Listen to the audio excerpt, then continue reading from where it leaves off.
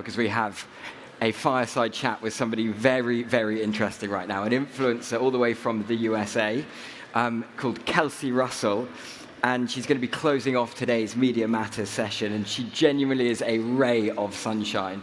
So Kelsey uses her voice and platform to get audiences who don't typically read the newspaper and print journalism to engage with credible, interesting news sources, and to get people to engage with current affairs. So Kelsey, welcome to the stage. Welcome to Change Now.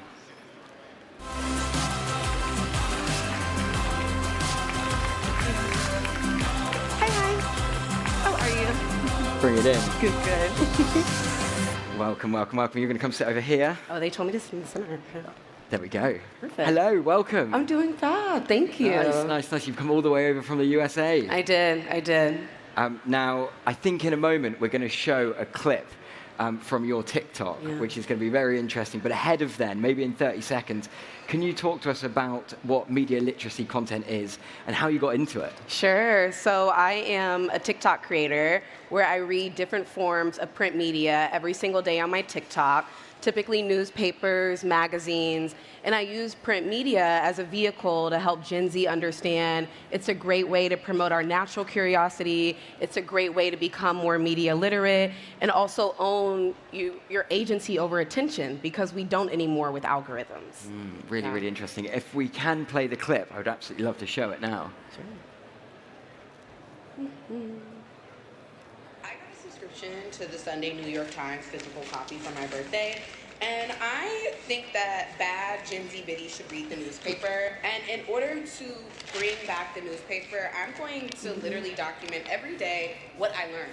Mind you, this is all going to be from the same Sunday paper, okay? What, this morning, I know these kids in Syria was just stepping on bombs. We got to do something. But I don't know if we can do something, you know, because Russia and Syria, but then how about the United States? But it's in the same bombs that we were condemning the Syria for using to the Ukraine. It's so hypocritical. I'll be back tomorrow for more. Something tells me anybody with TikTok is going to be hitting subscribe right now. Yes. Hitting follow. Yeah. Have you always read newspapers, or was it just until your 23rd birthday? You know, I grew up reading them almost every single day when I was in elementary school and middle school. And when I started being able to drive to school, it's like, I'm not going to sit with my family and read the newspaper anymore. I stopped all through high school, all through college, and now I'm reading again. Interesting stuff. And like, what benefits have you seen from reading the newspaper? Okay, great question. I have seen a relief in anxiety in how I interact with news. So for a while, I was news avoidant, right? I would see something on my Instagram, TikTok, Twitter, where young people are getting their news from, and I would just scroll past it because it made me so sad. And when I started reading the newspaper, what I realized is it actually gave me time to process and digest the information that I was getting. And I was able to address those emotions. If I was sad, I could rip up the paper and go on a walk. If I was happy, I could call one of my friends and share news, or concerned, maybe call a colleague or a family member that's an expertise in that issue. So it's allowed me to actually process my emotions when I'm reading newspapers. Yeah, really, really interesting. And because we've just got content everywhere, all at once, at the tips of our fingers, I can imagine that it is a bit of an overwhelming thing. But do you almost see people engaged differently with mobile devices versus print newspaper? Oh, absolutely. I mean, think about it. When you're scrolling, you'll see a horrific image of genocide, a devastating image of climate change, and in between are your friends on a trip you didn't get invited to. And then your family is bombarding you with calls and texts. It's way too much for your brain to process. So I realize when people interact with news on their phone, they become much more reactive, much more defensive to what they're seeing versus curious about what they're seeing. Why are they reading it? How can they participate if they want to? So that's what I've noticed. Have you got like a specific like audience demographic on your channel or not? Oh, I have a really wide range. So of course I have younger people that aren't supposed to be on TikTok, you know, like my 14, 15, 16. And I have a good audience of Gen Zers. And I actually have a reach with people who are in their 40s through 70s, because many of them have a nostalgic feeling when it comes to reading the newspaper. So the beautiful thing is I have an intergenerational audience. because I'm using one of these last media tools that all of us have either had an experience using or watching somebody read. Yeah, really interesting. I actually heard this morning just on the news that specifically in America, they're trying to push social media platforms just to delete accounts for anybody under the age of 14, which is a pretty interesting move, I think. It is. Do you have a rotation of newspapers, or are you just focused on one news source? I do. So, of course, I started reading the New York Times, and Wall Street Journal is one of my favorite in my rotations, but local papers are my absolute favorite. Okay. That's where the true gossip, that is where you really see the effects of these macro issues affecting micro communities. And I love being able to see the reflections of what is a high schooler in this small town. And, you know, for me, I'm reading a lot of US-based papers. So in this random state of Montana, what are they thinking about? How are they experiencing the world? So I have quite a bit of local papers, national papers. I'll read anything you give me. I'm actually going to pick up a French paper and try to translate it nice. as best I can. Yeah. Well, that's going to be a good piece of content. But do you see a difference in almost the quality of journalism between local and more perhaps larger scale credible sources like the New York Times? Yeah, I mean, what I've noticed with local journalists is they tend to have a much stronger tie to the people in the community. So sometimes when I'm reading a local paper, I will see that they have quoted somebody multiple times in different articles or over different editions.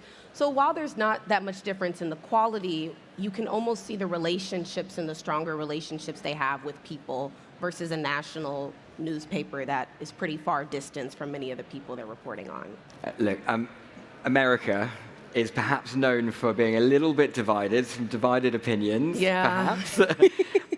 Do you get people criticizing you because of your choices of newspaper? And I guess, how do you respond to that? Oh, of course. Well, if someone's going to troll me on the internet, I'm going to troll them back. Most likely, I'm going to say a joke to them. So if somebody does disagree, I will ask them, you know, why do you disagree? And if you think that this source is biased, why do you think it's biased? And what would you recommend that I read? Because I feel when people critique you, one, that's awesome. That means you're doing something that's monumental. But if people critique, I want to hear what would you do differently. And oftentimes, a lot of the trolls don't answer when I ask them that. Keyboard warriors. Yeah, they're just keyboard warriors. So I do respond to critique, and I get it.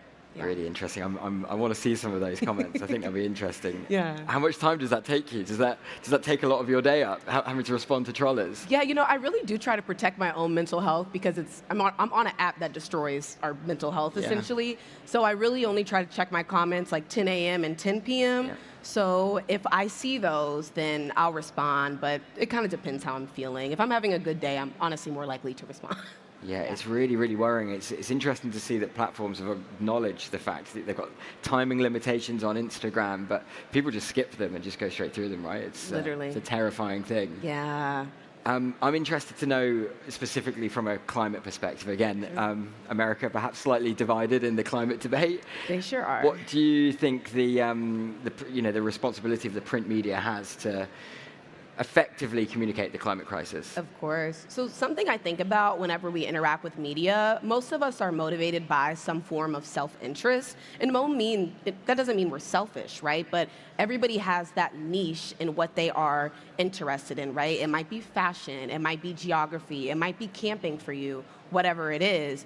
I think print media's job is to blend what is going on in our climate crisis to people's interest, right? The style portion of our magazines should also be reporting on climate change. And I think that what I really like is when national newspapers are able to take those big stories about how climate change is affecting us, right? Floods, fires, and actually put it in the presentation of one person's story. How is their life affected? So that's what I would say is their role, is to make it interesting, to kind of turn it to people's natural interest, to get people involved and actually care. Yeah, make it feel personal. Make it feel relatable, make it feel personal. Really interesting. I feel like almost your content has that ability to make you feel like there's a friend to the other side of the screen. Do you think that builds a trust with your audience? And do you think that young people especially are losing trust in traditional media sources?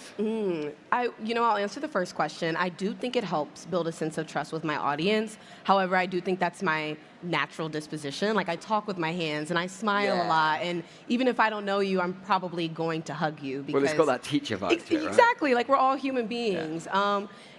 What I think about with young people and a lack of journalism, I think about a story of somebody who goes to the doctor every year and then somebody who's never gone to the doctor in their whole life. If you go to the doctor every year, you're going to feel pretty trustworthy with doctors, right? You're going to know what it's like to step into the office, to fill out what you need to fill out, compared to somebody who hasn't. They might be very nervous.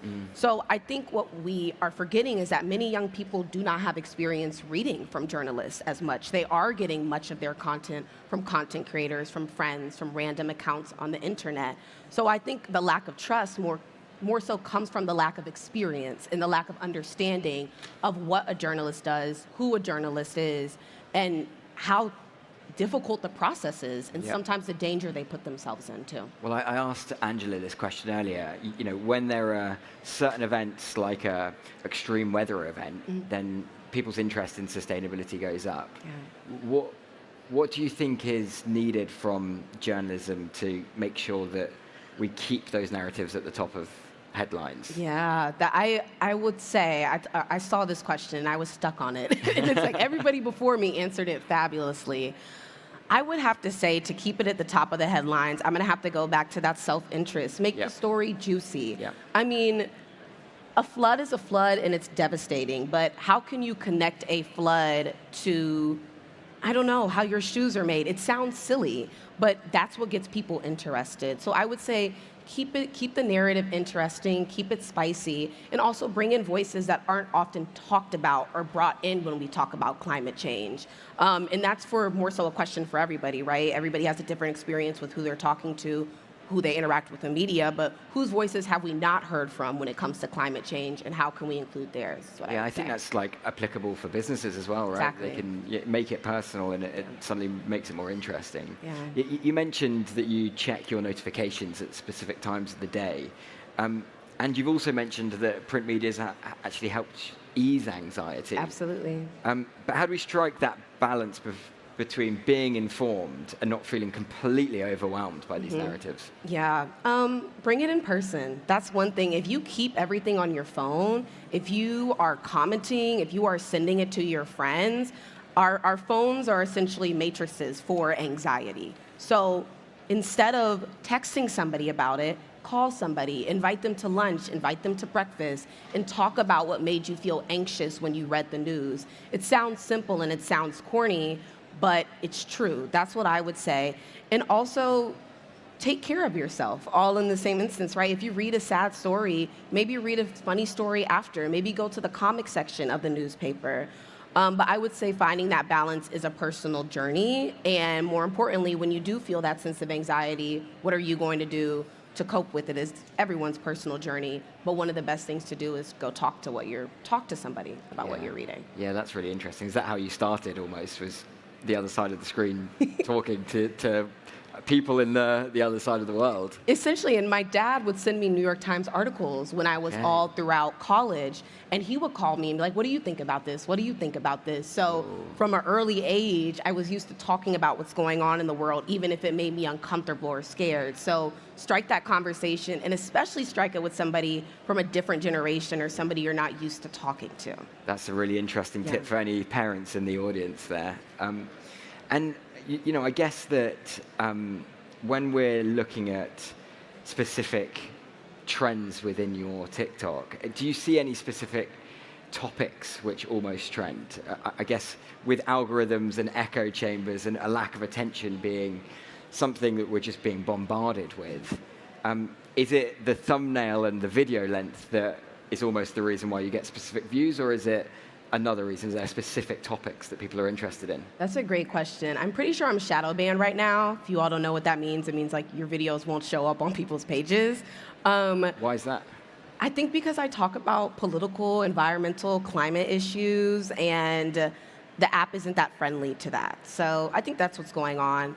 However, I will say what I've noticed, the videos that trend have to sometimes do with nostalgia, right? Like, for example, well, I don't know if anybody here watched The Backyardigans. Their creator passed away, and that was trending on TikTok. So if you're able to bring in a trending moment of virality to whatever you're talking about, that typically does well. If the thumbnail is good. And also, if you say something absolutely audacious at the beginning, it grabs people's attention too, which I don't really like to play with sometimes. Yeah, I guess that could be a bit of a threat, right? Especially if you've got unsubstantiated narratives. Exactly. Very interesting. Well, we are running out of time, but you just mentioned certain videos that trended.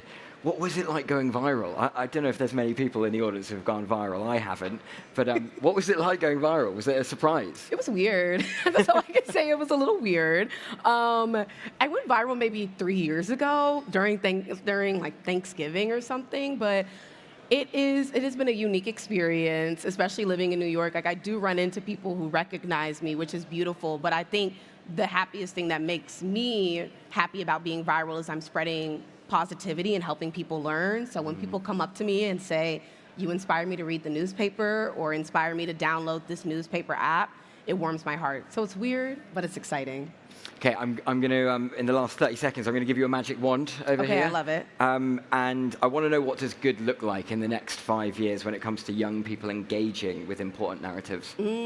I think good looks like including them, right? I think good looks like making journalism sexy, really, right? Like, all of these other industries are doing days in the lives on TikTok and talking about their work. I want to see the behind the scenes of a journalist. I think good looks like journalists prioritizing what young people are saying. I think it looks like publications including a section about what high schoolers are thinking, what middle schoolers are thinking.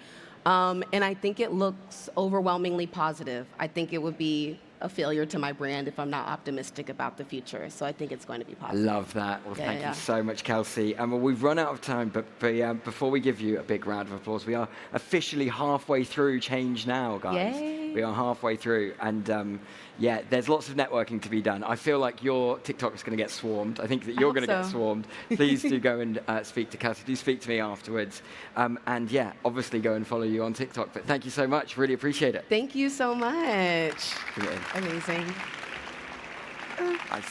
Well done, guys. Thank you so much. Make the most out of the rest of the sessions and enjoy.